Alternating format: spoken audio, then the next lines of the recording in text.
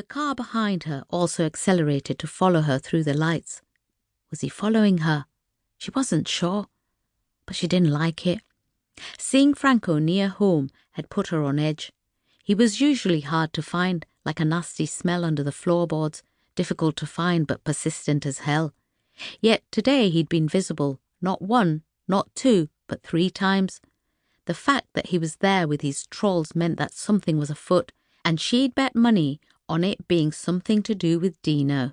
She'd got the impression that they were keeping an eye on her too. What other reason could they have for turning up at the Manville? What was it Dino had said about Franco when she'd spoken to him last time? He'll kill me. Franco will kill me. Maybe he hadn't been visiting Dino. Maybe he'd been keeping an eye on the little turd. Seems I've something in common with Franco after all. Keen to get to Dino to find out why Franco was in Lister Hills, yet reluctant to let Franco know she had contact with the lad, she decided to enlist Ali Khan's help. If she turned up at his taxi rank, they'd be able to work out some sort of tactic to get her to Bradford Royal Infirmary without Franco knowing she'd spoken to Dino. Better make it quick though. Margot looked bad, and Nikki wanted to get there before it was too late. Margot had been a good friend to her in the past. Tiredness weighed heavy on Nikki, and she longed to get home and to bed, but she needed to be with her friend. She felt a momentary pang as she remembered Charlie. She owed Charlie some time, and Marcus. Shit, when would this all end? When would she have the chance to repair the damage with Charlie, sort out Cal's old man, and deal with her own grief? Exhaling, she straightened up in her seat, rolling her shoulders to ease the tension. She'd no time to be a wuss. She just needed to get on with it, as always. Ali's taxi firm was on Toller Lane, set back off the road between an Asian sweet shop and a knackered old newsagent. Ali had been in business for as long as Nikki could remember. When she and Khalid had been students, it was Ali's dad who ran the business.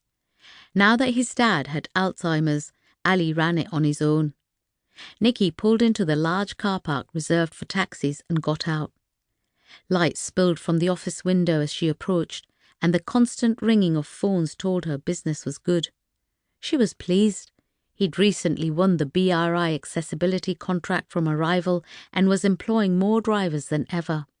If there was one thing Nikki was sure of, it was that this was one of the taxi businesses in Bradford that didn't launder money.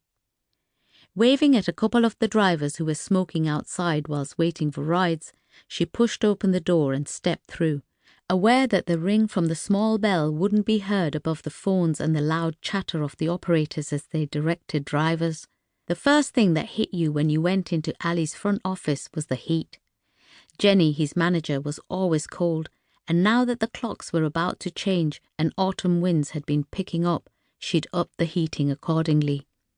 The second thing was how organised it looked. A row of computers and phones faced the door, and behind each sat a microphoned operator. The walls were painted a clean magnolia, and the wooden floor sparkled.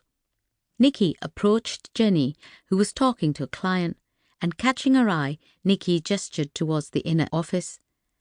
Ali would be in his sanctum, no doubt praying, reading the Quran or doing his books. Jenny nodded and waved her away, leaving Nikki to walk down the short corridor to Ali's office. Jenny and Nikki would catch up another time. Over the years, the two women had become close. Jenny had also lost her husband young, and now the business was her life. Ali paid her handsomely for her dedication.